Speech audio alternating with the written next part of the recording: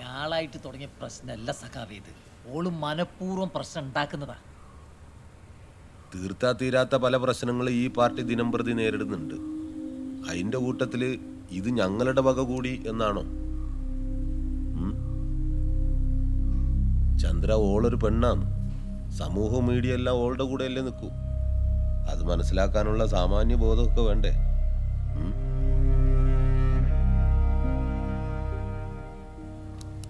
ആളും മൈതാനവും മയക്കും വെച്ചല്ല ഒരു പ്രശ്നം തീർക്കേണ്ടത്. അതിന് അതിൻ്റെതായിട്ടുള്ള രീതികളുണ്ട്.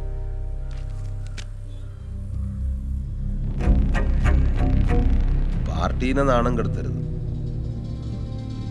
ആരായാലും. ഇനിയോള് സ്റ്റാൻഡിലൂടിയ നാണക്കേടാണ് സഖാവേ. അതിനോള് സ്റ്റാൻഡിലിറങ്ങി ഓടുമ്പോഴല്ലേ അതപ്പം നോക്കാം. അപ്പൊ ഈ വിഷയം നമ്മൾ ഈടെ വെച്ച് അവസാനിപ്പിച്ചു. എന്നാ ചെല്ല്, പണികളേണ്ട.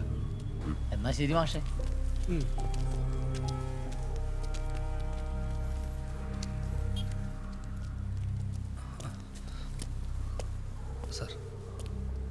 കുറച്ചു നേരമല്ലോ അവിടെ കിടന്ന് പരിങ്ങുന്നു.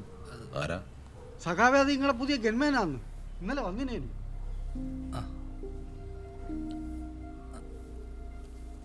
കൊടുക്കാം. രാവണി മാഷ്. ആ മാഷെ, ഞാനിവിടെ പാർട്ടി ഓഫീസിലുണ്ട്.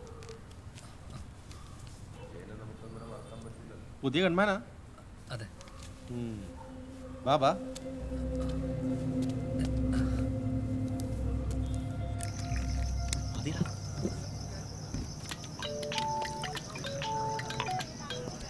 ഹലോ.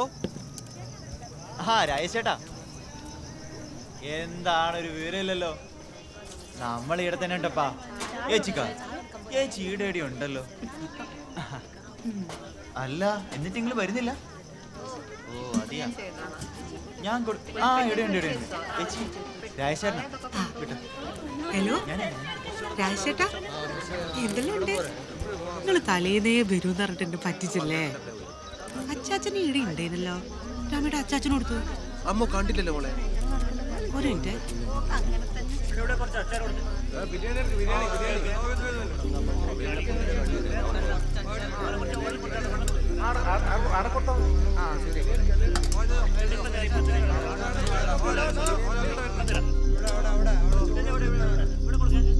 അജയന്റെ ഏറ്റവും വലിയ ആഗ്രഹം നാളെ നടക്കാൻ പോകും. ഷോനില്ലാണ്ടായി പോയി. പാവം എന്റെ മോള്.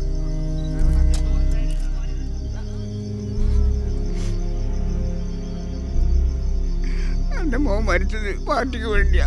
പക്ഷെ പാർട്ടിക്കാർ ആരും തിരിഞ്ഞു നോക്കില്ല.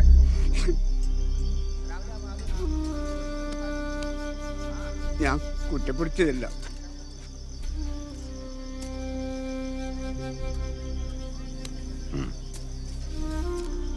ഇതിനെങ്ങനെയാ ഞാൻ നന്ദി പറയണ്ടേ? ഞാനല്ല, പാർട്ടിയാ തരുന്നത്.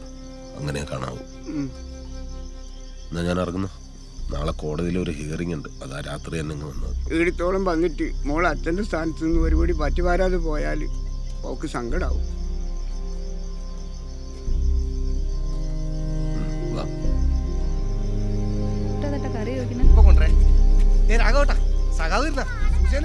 എല്ലാരും വാ വാ വാ.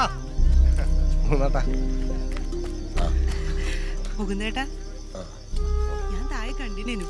കേറി വരൂന്ന് അമ്മ പറഞ്ഞു. സുജക്ക് സന്തോഷായി. ഇതല്ല സതീശ, മാലയിട്ടാ. അടുത്ത മാസം പോണം. സൈഷ എന്നാ വിളമ്പിക്കോ. എടുക്കാം.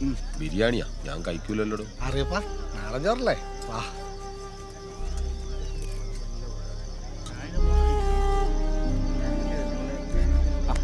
ചെല്ലി പോയിട്ട് ഫുഡിന്റെ കാര്യങ്ങളും നോക്ക്. എല്ലാത്തിനും ഒരു ശ്രദ്ധ വേണം കേട്ടാ.